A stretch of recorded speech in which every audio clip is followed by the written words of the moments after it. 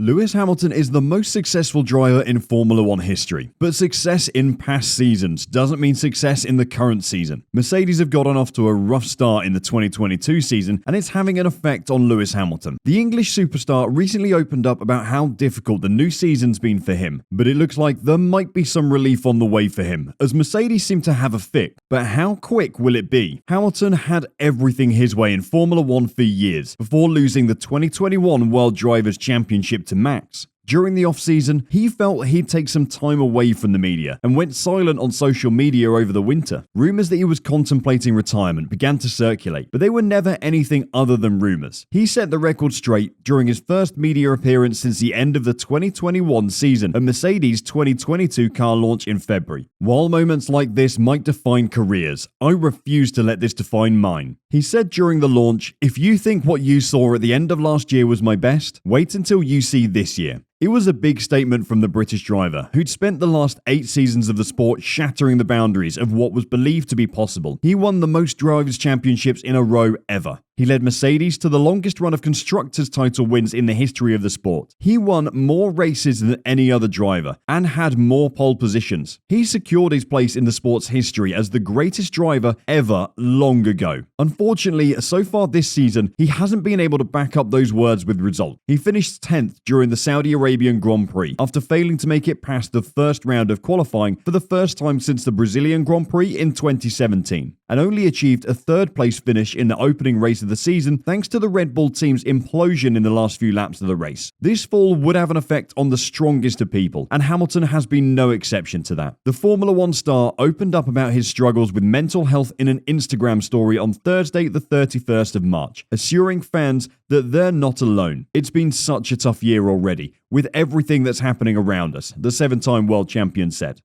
"I have struggled mentally and emotionally for a long time.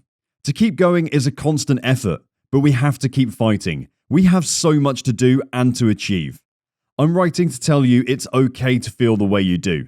Just know that you're not alone and we are going to get through this." This is not the first time that Hamilton has been open about his mental health, saying during the COVID-19 pandemic in 2020, "It's never a bad thing to ask for help if you need it, or to tell somebody how you feel. Showing your vulnerable side doesn't make you weak. Instead, I like to think of it as a chance to become stronger." Hamilton finished his post on Thursday by saying, "A friend reminded me today, you're so powerful. You can do anything you put your mind to. We can do anything we put our mind to. Let's remember to live in gratitude for another day to rise. Sending you love and light." The Saudi Arabian Grand Prix was a hard weekend for all the drivers. A missile attack on a fuel depot just a few miles from the track on Friday almost led to the race being called off. It was Hamilton who led those talks that went on for 4 hours and required the Saudi government to get involved to calm the drivers' concerns. After the race, Lewis Hamilton said, "I'm so happy the weekend is done. I'm so happy that everyone is safe. I'm just looking forward to getting out. I just want to go home." It isn't just political problems of the Saudi Arabian Grand Prix that's been straining the 7-time world champion though. The FIA imposes rules on when teams can work during a race weekend. This year, they have less time than ever before to work over the weekend. These rules are designed to stop some teams being able to work through the night on cars, while teams with less employees have to take a break. The major effect for teams, however, is there's now less time to fit upgrades. "It's a lot harder to bring bits in late," says Andrew Shovlin, Mercedes trackside engineering director. "You've really got to know what you're going to be building into these cars and have them there for Wednesday, because that's the only way that you can get the cars ready for Thursday night and ready to run for Friday. This time restriction makes it much harder for teams to fix the problems they have over the weekend."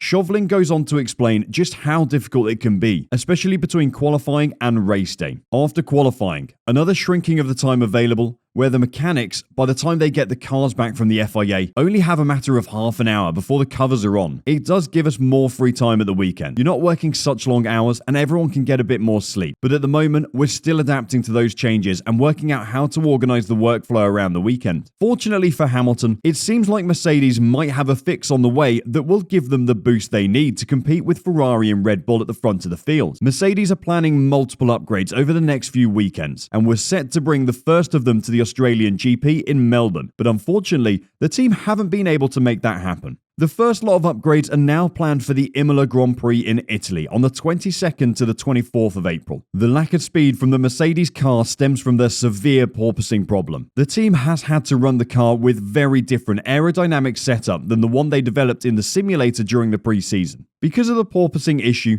the car has been unable to generate underbody downforce that simulations predicted was possible, and the only way to keep the problem under control has been to raise the ride height. This is a very inefficient way of avoiding the porpoising threshold, as it simply reduces downforce without much reduction in drag. In some cases, the drag may actually increase. A better way of solving the problem would have been to run a smaller rear wing. We now know that the new wing isn't going to be available until at least Imola though. Under the cost cap regulations, teams are being much more disciplined in how and when they manufacture spare components. Essentially, the lower downforce wings, which could have helped ease their problems in both Bahrain and Saudi Arabia, were not ready because the teams weren't expecting to need them. It simply costs too much to have loads of spare wings sitting around in case they need them. The wing used in Jeddah was a lower downforce wing than that used in Bahrain, but they still need to go smaller. A smaller wing will produce less downforce and hopefully solve the porpoising problem once and for all. Even when the team gets the upgrades they so desperately need, team principal Toto Wolff expects Mercedes will be playing catch-up. "We are in a learning race, and the first 2 weekends have shown we still have plenty to learn," Wolff said.